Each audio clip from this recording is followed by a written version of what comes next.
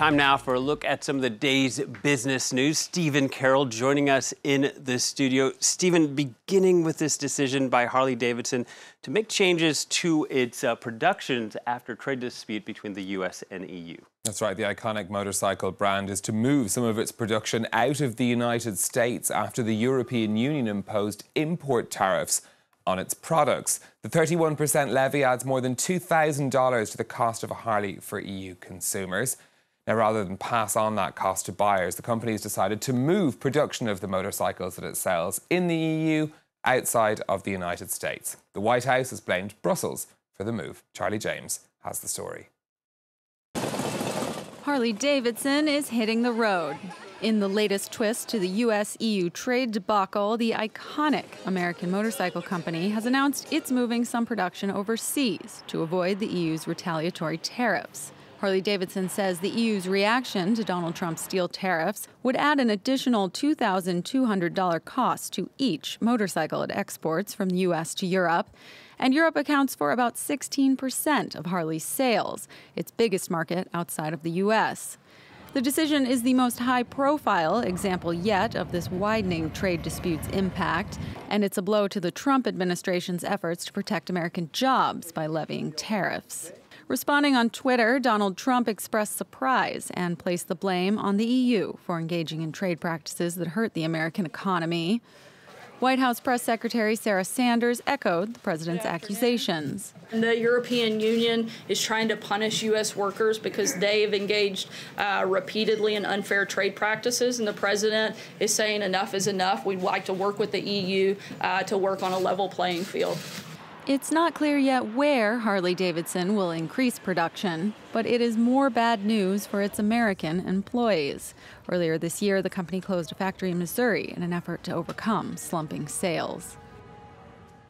Well, in that news, it sent Harley-Davidson shares down 6% in trading on Monday. Trade issues, of course, dominating on Wall Street and in Asia earlier. European markets had a terrible day on Monday, down between 2 and 3%. This is what we're seeing, somewhat of a recovery trade at the open here in Europe. London, Paris and Frankfurt seeing small gains. If you consider yesterday, London's FTSE 100 down by 2.2% at the end of the day. Similar falls too in Paris and in Frankfurt. So still not scraping back those losses, but nonetheless a more positive picture at the open.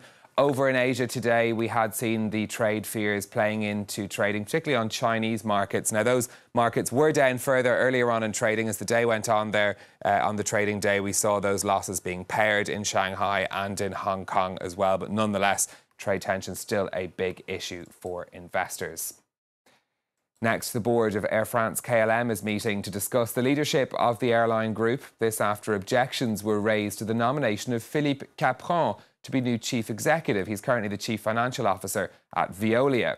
Now, reports in the French media had suggested the company may look now for a separate CEO for Air France, as well as a new overall leader for the group. Air France's former chief executive resigned last month after staff rejected a pay rise offer. American Express has won a long-running legal battle in the United States over its policy that forbids retailers from providing incentives to use alternative payment methods. Now, Amex charges higher transaction fees to merchants than its rivals Visa or MasterCard on the grounds that its customers spend more. The ban on incentives for other cards was challenged on competition grounds by 11 states. The Supreme Court, though, rejecting those claims. Retailers have criticised the decision as being bad for consumers. Chinese authorities have blocked the website of US TV network HBO after comedian John Oliver made fun of China's President Xi Jinping. In a show broadcast last week, Oliver had criticised China's human rights record, but also mocked President Xi for censoring comparisons between him and Winnie the Pooh. The monitoring group GreatFire.org says access to HBO's website has been blocked and the comedian's name has been censored on Weibo, which is China's equivalent to Twitter. Finally, from me, it's emerged that a French executive at the carmaker Toyota earned 3 times more than the head of the company last year.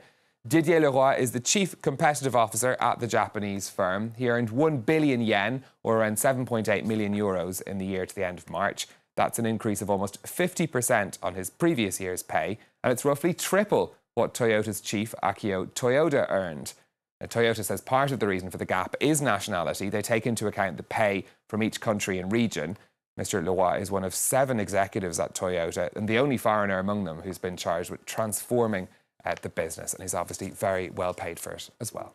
Very well paid. More than us, right, Stephen? More than us. All right, thank you, Stephen. Stephen Carroll with the roundup of the business.